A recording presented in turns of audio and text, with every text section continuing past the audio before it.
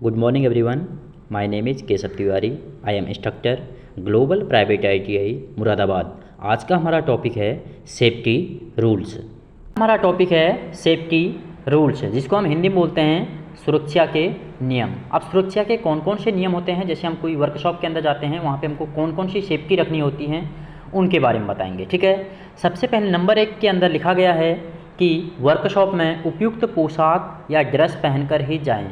मतलब कि किसी वर्कशॉप के अंदर हम जब कार्य करते हैं तो वहाँ पे यूनिफॉर्म होती है, जैसे रेड कलर की होती है, ग्रीन कलर की होती हैं, येलो कलर की होती हैं. इससे हम क्या पहचानते हैं, किसी जो कारीगर होता है उसको हम आसानी से पहचान सकते हैं. ठीक है. नंबर 2 वाले पॉइंट में लिखा गया है कि किसी भी सर्किट पर काम करते टाइम हमें मेन सप्लाई को ऑफ कर देना चाहिए. जैसा कि आपको दिख रहा होगा, ये हमारे पास एक डायग्राम है. इसमें एक व्यक्ति कार्य कर रहा है. इस क्या कर रहा है, इसने मेन सप्लाई को, यहाँ पे दिख रहा होगा आपको, मेन सप्लाई को क्या कर रखा है, यहाँ पे MCB बॉक्स है, इसको इनने ऑफ करके कार्य कर रहा है. ठीक है ना. इसका मतलब है कि मेन सप्लाई को ऑफ कर देना चाहिए. किसी भी कार्य को हम जब इलेक्ट्रिशियन में करते हैं तो मेन सप्लाई को क्या करना चाहिए, बंद कर देना चाहिए, ऑफ कर देना चाहिए. ठीक है. तीसरे वाले पॉइंट में लिखा गया है कि सुरक्षा संकेतों का पालन करना चाहिए. जैसे कि आपके वर्कशॉप के अंदर सेफ्टी साइन होते हैं, जैसे हमने देखा होगा इसके अंदर हमारे पास एक तो होता है इन्फॉर्मेशन, ये देखो इन्फॉर्मेशन दी जा रही है. दूसरा वाला जो पॉइंट है इसमें हमको मतलब चेतावनी दी जाती है. चेतावनी का मतलब त्रिभुजाकार के अंदर होता है. उसके बाद एक होता है हमारे पास निषेधात्मक. निषेधात्मक मतलब निषेध, मतलब मना किया जाता है, जैसे कि धूम्रपान करना मना है. ठीक है. आगे मोबाइल चलाना मना है, वर्कशॉप के अंदर मोबाइल चलाना सख्त मना है. ठीक है. वो नियम दिए जाते हैं. ठीक है. अगले वाले पॉइंट की बात करें, नंबर 4 की बात करें, तो इसमें लिखा गया है कि प्रत्येक कार्य के लिए सही औजार और सही विधि का प्रयोग करना चाहिए. मतलब कि आप किसी, इसमें लिखा गया है कि किसी औजार का उपयुक्त यूज करना चाहिए.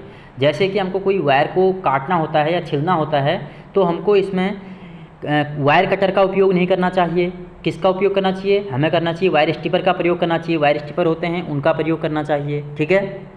अगले वाले पॉइंट में बात करें तो इसमें लिखा गया है किसी भी मेन स्विच को तब तक ऑन ना करें जब तक सुनिश्चित ना हो जाए कि स्विच से संबंधी कोई लाइन व्यक्ति कार्य कर तो नहीं रहा है. मतलब कि तब तक सप्लाई को ऑन नहीं करना होता है जब तक व्यक्ति को ये सुनिश्चित ना हो जाए, मतलब कि ये कंफर्म ना हो जाए कि कोई व्यक्ति कार्य तो नहीं कर रहा है. ठीक है. अगले वाले पॉइंट की बात करें तो अगले वाले पॉइंट में लिखा गया है किसी भी मशीन अथवा उपकरण को तब तक ना छुएं जब तक सुनिश्चित ना हो जाए कि बॉडी पर विद्युत धारा का प्रभाव तो नहीं हो रहा है.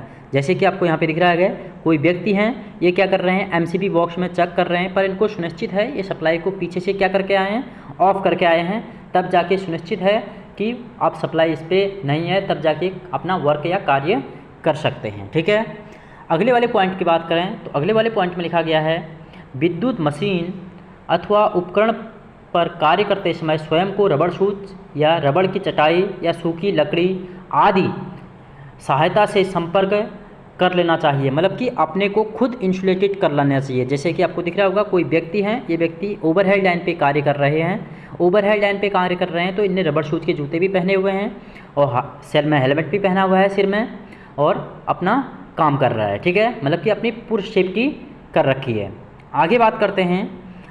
9th नंबर में पूछा गया है कि इसमें बोला गया है कि जो फ्यूज होते हैं हमारे पास, जैसे आपको दिख भी रहा होगा, फ्यूज वायर बदलने से पूर्व मेन सप्लाई को ऑफ कर देना चाहिए. जैसे कि आपने वर्कशॉप के अंदर देखे होंगे, ये हमारे पास क्या होते हैं, ये किटकट फ्यूज होते हैं. इनको, इसमें एक बेस होता है, ऊपर वाला भाग को बेस बोलते हैं, नीचे जो होता है कैरियर होता है उसका. ठीक है कि नहीं है. इसमें क्या होता है, फ्यूज वायर को जब हम लगाते हैं तो इसमें हमको मेन सप्लाई को ऑफ करके लगाना चाहिए. और एक पॉइंट और होता है इसमें कि कभी भी फ्यूज वायर हमारा जब ख़राब हो जाता है तो उसको रिपेयर नहीं करना चाहिए, नया लगाना चाहिए उसके अंदर. ठीक है. अगला वाला पॉइंट, अगले वाले पॉइंट में लिखा गया है कि वायरिंग करते समय फेज तार को हमेशा स्विच से कंट्रोल करना चाहिए. भाई ऐसा क्यों बोला गया ना, देखो आपको दिख भी रहा होगा इसके अंदर कि ये फेज वायर है, फेज वायर को इनने स्विच के साथ कंट्रोल कर रखा है. ये फेज लिखा भी है इसके अंदर फेज, इसको स्विच के साथ कंट्रोल करना चाहिए। कोई पूछ दे आपको इसको न्यूट्रल के साथ कंट्रोल क्यों नहीं करते हैं, क्योंकि न्यूट्रल के साथ कंट्रोल करेंगे तो जैसे कोई व्यक्ति आता है तो उसको न्यूट्रल ढूंढने में बहुत प्रॉब्लम हो जाती है, और जब हमारा जो सर्किट होता है वो प्रॉपर तरीके से कार्य तो करता है, बट क्या होता है ढूंढने में बहुत परेशानी हो जाती है। न्यूट्रल कहाँ से है तो उसको ढूंढने के लिए हमें बहुत टाइम ख़राब करना पड़ता है, ठीक है। इसलिए मेन सप्लाई जो होती है, जो फेज वायर होती है, उसको स्विच से ही कंट्रोल करना चाहिए, ठीक है।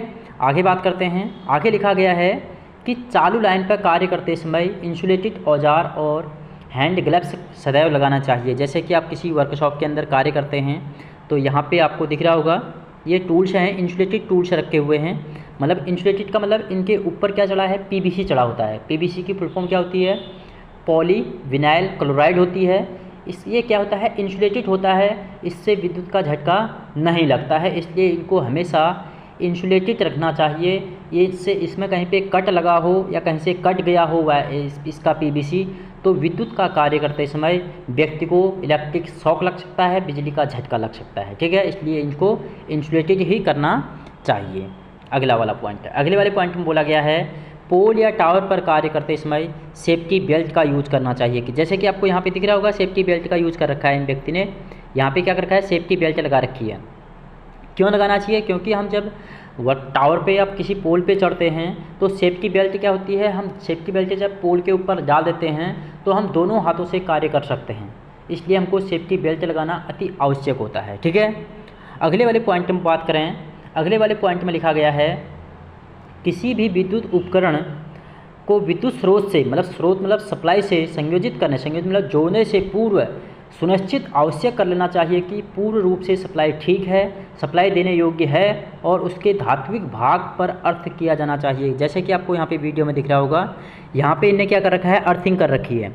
अर्थ को भी हमेशा प्रॉपर रखना चाहिए, जिससे कि कभी विद्युत का शॉक लगे तो जो लीकेज करंट होता है वो धरती में या पृथ्वी में क्या हो जाए, समावित हो जाए और हमें विद्युत का झटका ना लगे करके।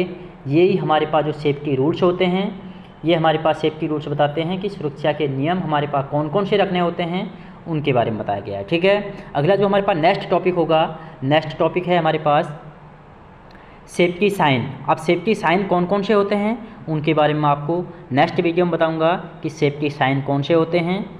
ये वीडियो आपको अच्छी लगे तो लाइक, कमेंट और सब्सक्राइब ज़रूर करें। धन्यवाद।